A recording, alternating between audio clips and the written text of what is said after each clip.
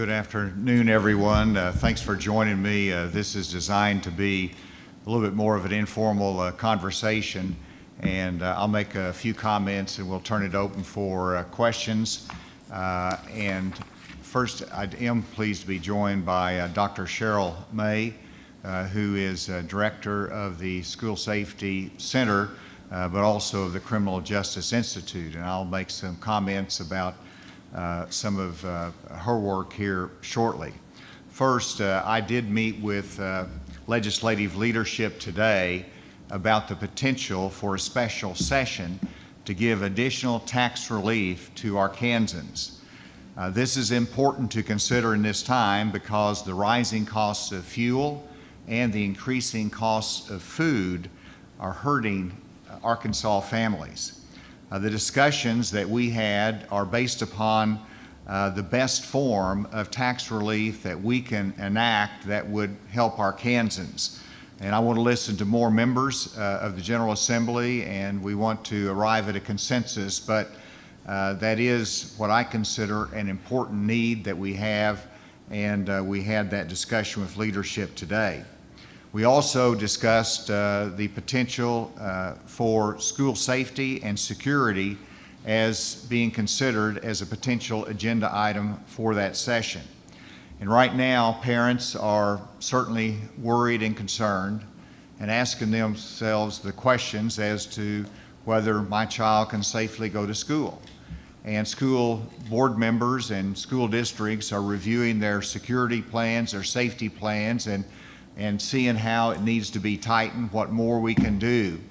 And that's the right consideration that they have. But as a state, we need to be in a position to support our local school districts in terms of their safety enhancement efforts. It is a constitutional responsibility of the state of Arkansas to assure that we have a quality school system, but that we also have a safe school system. And so I am recommending that part of the surplus be used for increased school safety efforts. This could be in the form of a grant program. I want to work with the legislature to define this, but it is important in my mind that if we have a special session for tax relief, that we also have on the agenda the need for using part of the surplus for school safety. And it's important to emphasize too, and I think everybody in Arkansas needs to understand this, that we're not starting school safety efforts because of what we saw in Uvalde. In fact, it was in 2018 that I commissioned the Arkansas School Safety Commission, which was bringing together leading experts in education and security to look at our system. What improvements can we make? What do we need to do? And so that started in 2018. That commission was led by Dr. Cheryl May, who made a very comprehensive report to me. And the work of the commission has been significant. It hasn't sat on a shelf. In fact, most of the recommendations that were made have been adopted or being worked on.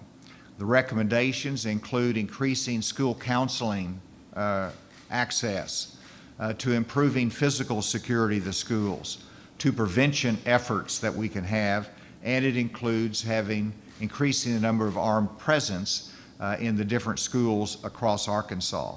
Again, most of these have been adopted, but as a result of what we've seen and the time that has lapsed, it is important that this commission reconvene and to review where we are now, the recommendations in 2018, the progress that we have made, and to make any additional comments or recommendations. And so I've asked Dr. May to reconvene the School Safety Commission for that purpose. I expect this to be a quick review and a quick turnaround because the substantive work has been done, but I need an update in order to make sure that we address the needs of school safety as any agenda item that might come up in any special session in the future. And so with that, I'd like to ask Dr. May to comment, if you will, on the work of the commission and what the status of those recommendations are. Thank you, Governor. Governor, and most importantly, thank you for the leadership on this very, very important issue. We had 19 commission members. We worked for 9 months and ended up coming up with 30 recommendations. As the governor said, we've never stopped working on these issues. There have been a lot of individuals, superintendents, legislators, school staff, members of the Division of Elementary and Secondary Education, our staff at the Criminal Justice Institute. We work very, very hard to try to meet as many of these recommendations as we can. Back in 2019, there were a couple of bills that were passed into law. Act 190 increases the amount of time that school counselors should spend with their students, changing it to 90%. Also, Act 629 allowed school districts to form their own institutional police departments. And then during this last session, Acts 551, 620, 622, and 648 were passed that focuses on comprehensive school safety audits, emergency operation plans, lockdown drills, requires youth mental health first aid for school counselors, and then the other set of bills focuses on school resource officers and training requirements and memorandum of understanding. So I think we've made a tremendous amount of progress. And once again, Governor, thank you so much for your leadership on this issue. Thank you, Dr. May. And one thing I hope the commission looks at as it's reconvened is also the importance of audit, checks, and recurring training.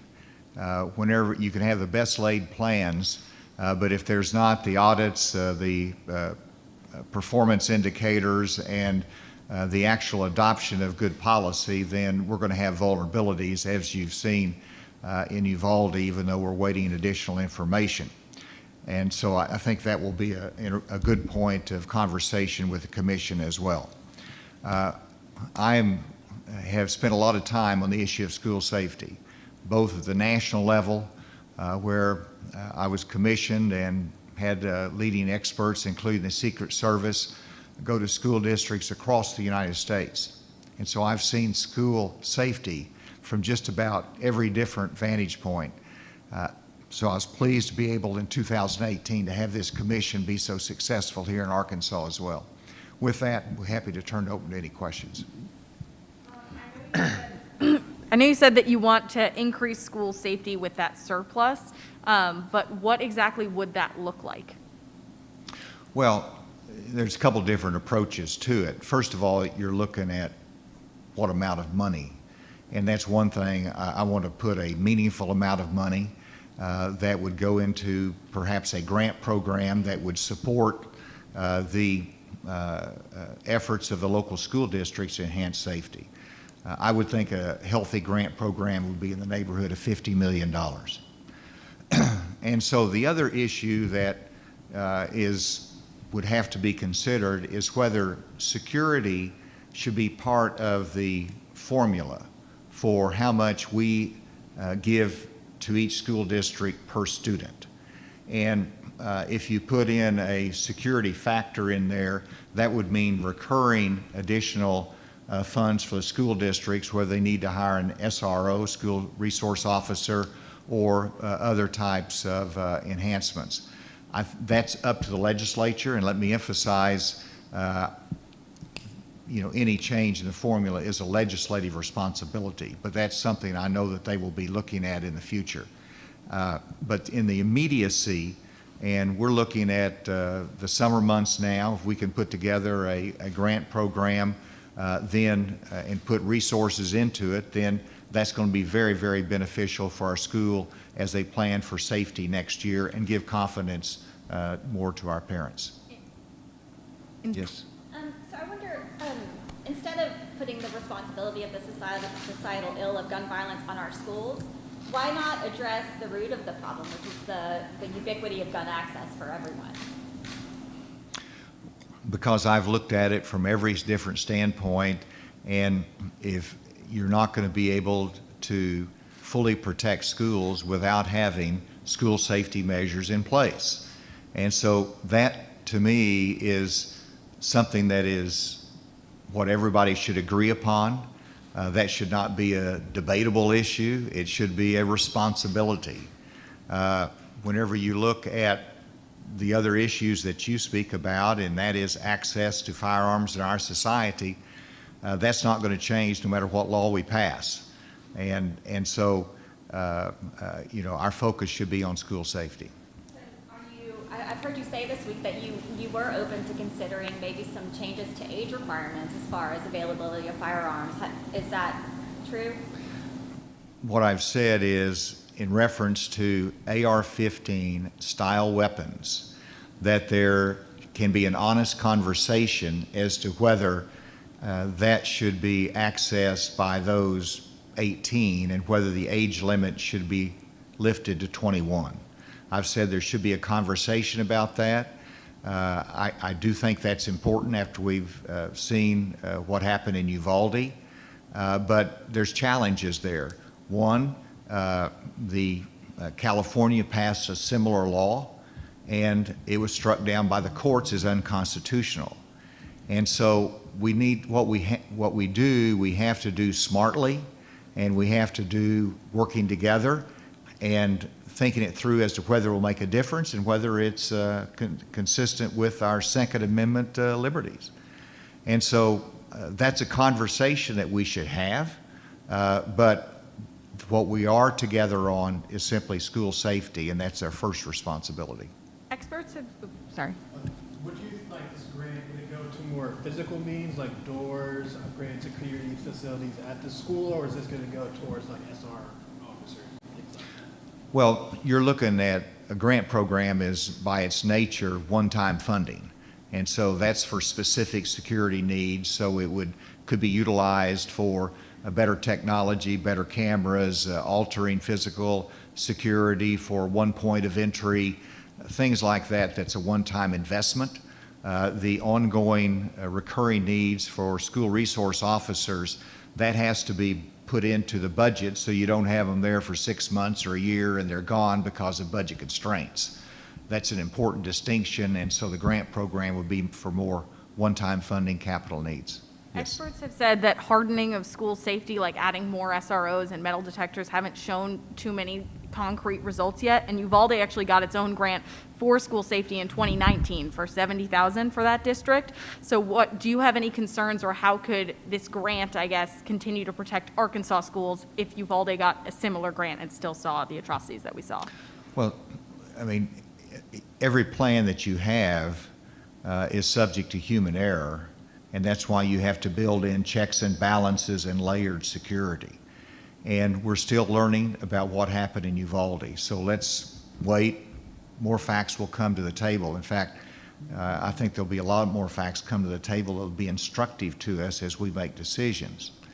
But, there is a deterrent fact as well. I have no doubt in my mind, but that an armed presence at schools is a deterrent factor and can save lives. We've seen that through history from the school in Pearl, Mississippi, where the gunman was shot, as a result of someone having a firearm.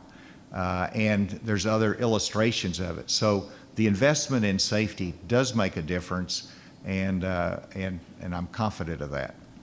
Yes. When I spoke to Dr. May, she said one of the things that the state needs is a statewide network to report potential threats. Is that something you would push the legislature to adopt or try to get? We've discussed this, and I believe Dr. May illustrated this, that another state is a similar statewide call-in framework. That's something I would like the commission to look at. We want to see if it's could be of utilitarian value, and we want to get the view of the schools. Certainly you want to have a climate in which students or parents, when they see indications of mental illness or threats, that is communicated and acted on quickly. And whatever the communication device that is helpful in that regard, we certainly want to look at. Can I ask a non-gun-related question? You may. So, Please. Do you actually have Trying to arrive at a consensus on it. And so just because I haven't laid it all out publicly doesn't mean I have not advocated for a particular outcome. So we got work to do. But the legislature has been working in good faith, and I think we can arrive at a consensus. One thing that I do believe that I would be supportive of, with where we are in our revenue picture now, with our surplus, but also with what we project in the future, we can accelerate those tax cuts.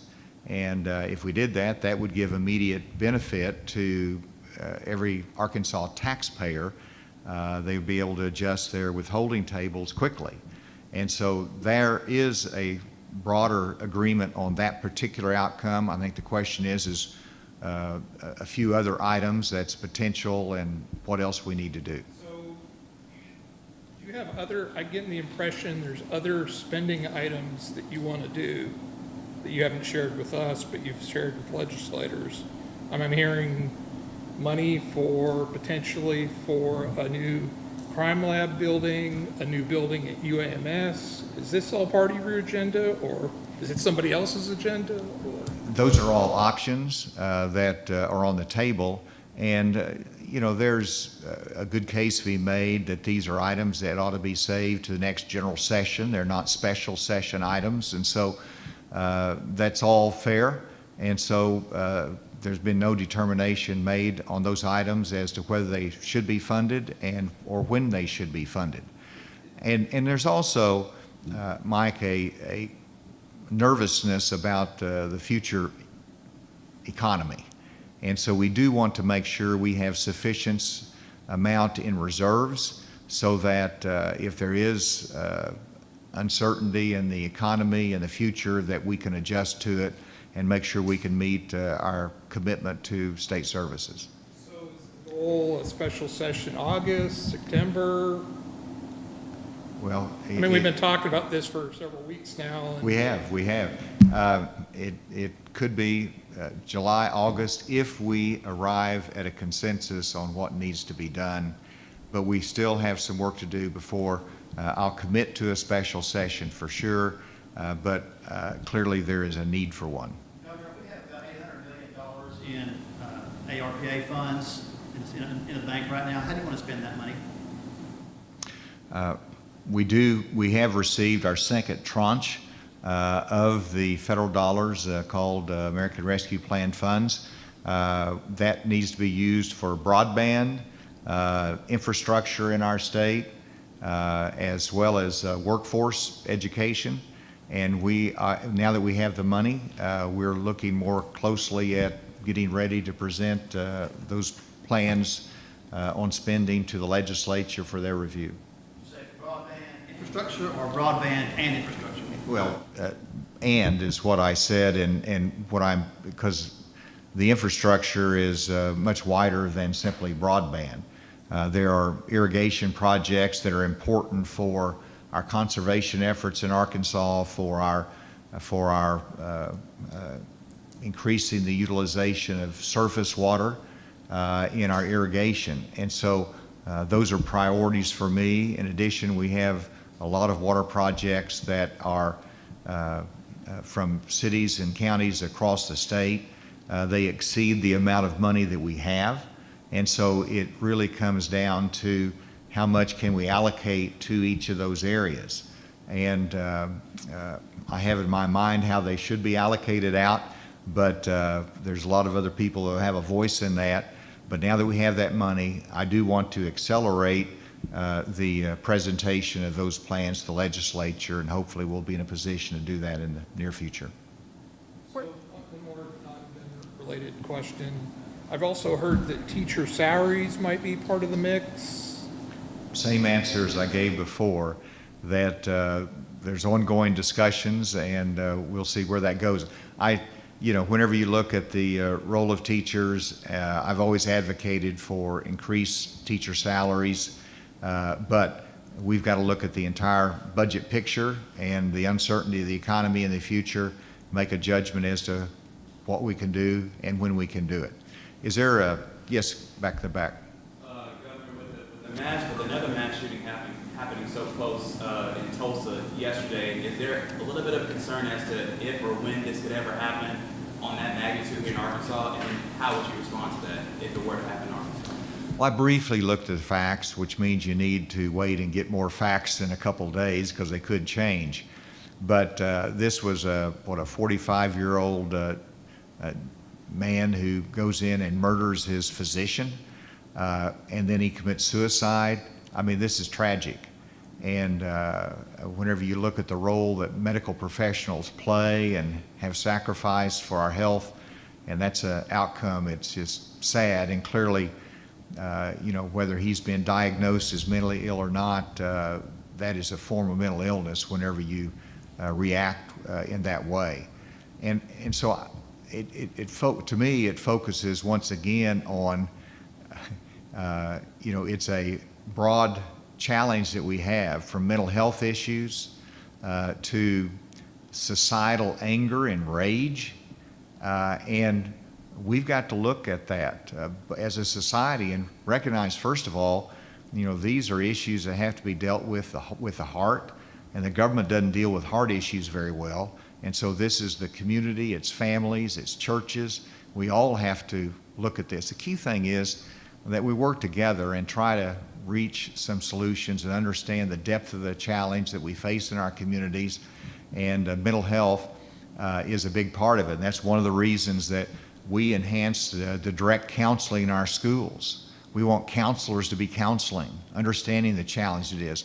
That's one of the reasons that we want to invest more in our rural hospitals in mental health resources. This is a challenge we face in society. We've got to do better. You've talked about increased safety and mental health resources, but I'm curious, in the wake of these mass shootings, if you're considering any limitations on, increased background checks for gun ownership or ammunition limits, anything like that related to guns. We need to have some patience here. I really think the effort that the bipartisan group of senators is doing is important. And I've had a conversation with some of the leaders in that, and I believe, one, their efforts are genuine.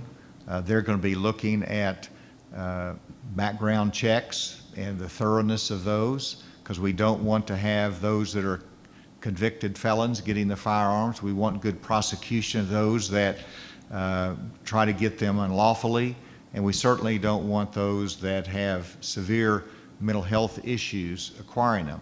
The challenge is, how do we get there? I think we're all studying the Florida law and looking at whether that's been effective or not in terms of severe risk protection orders. And so that will continue to be part of the conversation. I think this group of senators that will be looking at this, they're going to come out with some recommendations, but they're looking for common ground. So let's see what they come up with. But would you consider any legislation for Arkansas? No, when I talk about the special session of the legislature, school safety, I would expect to be on the agenda. Nothing more in reference to any of the other issues that you've raised. When you speak of school safety on a national level and seeing the different security measures that they did there, can you speak about Arkansas school districts? Because you have some schools that have the latest state-of-the-art technology, key access, you name it. And then you have other school districts where, a person can literally walk in through the back door. What's your perspective on Arkansas school districts and as far as just the range of security measures? And is this grant supposed to levelize, have a level playing field so that they're all at a certain standard of security measures that students and teachers and staff can feel safe? That's a great question. And these are sometimes expensive items. One, every school district, rich or poor, needs to do an independent security assessment. That costs money.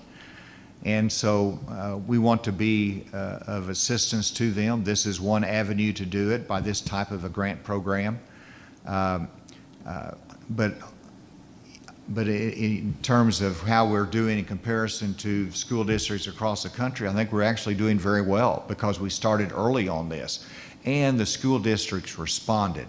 They did not sit back, but every school board member I talked to, every superintendent, every principal, they have taken this very, very seriously, and they've used creative solutions and solutions that are unique to their school district. You know, sometimes they can't afford an armed police officer in the school, so they become commissioned. They go through training themselves if someone is willing to be on guard at the school. They've limited the access points as well. We need to audit that and to make sure that they have self-locking mechanisms, that they're following the rules to keep the children safe. So there's more work to be done, and we have to be consistently diligent on the school safety side of this, else we will break down and children will be at risk. Did you have anything to add to that, Dr. May? Okay. One thing we know for sure is that most school shootings are done with weapons that belong to a family member or friend of the shooter. I'm wondering if possibly some safe storage laws might be on the table, and if not, barring that, or in addition to that, if some of these funds might be used to provide gun safes, gun locks, gun safety education to members of the school community. I think Arkansas parents by and large do a very good job of safety training, but there can be some gaps. You've seen, as you indicated, instances of a gun being stolen, whether it's by a criminal or by somebody that should not be possessing that firearm. So that is something we need to continue to emphasize in terms of training and safety and firearm education. Should there be mandates that require that? That's always a burden on citizens, but we can look at whatever issue that can be presented. I know that some of the storage issues might be looked at by the Senate Bipartisan Committee, and we can see that. Dr. May, did you have anything on that? No, sir. Okay. All right, one more question perhaps. You mentioned earlier about the mental health outside the schools and some of the need for assistance with rural health. I know for some areas there's like one mental health facility per county or per 1 to 2 counties. Have you been able to, I guess, have any idea of using some of these AARP funds to assist some of these mental health facilities or figure out ways to get more mental health facilities in these rural areas? Well, there's a great deal of need for enhanced efforts in mental health and also addiction services in the rural areas of our state. So the answer is yes. We're looking at that. I hope that we can provide some additional funding to help in those in those areas. And we actually also have a specific plan that we presented to the Biden administration called 360 Homes, in which we provide additional funding to our rural hospitals to enhance maternal care, to improve addiction counseling, and some at-risk behavior. So this would not only help our rural hospitals, but it will help in the services that you indicated, including mental health services. So we're looking at every avenue to increase that because we know there is a gap and a tremendous need. Is a presidential run still on the table? You've been making a lot of national appearances lately. Any clarification on that? No, but thank you for asking. Obviously, there's a lot of talk about that. We take it a step at a time. Everybody in Arkansas needs to know this is my first commitment, but we are doing some testing of the waters, and because I'm concerned about the direction of our country, the issues that impact our families, and I believe some conservative leadership that is also common sense is important. We'll see if when I offer that, it's a good response or not. Thank you. Oh, I'm sorry. Shaylin drew my attention. We might have some people remotely. Do we have any questions remotely?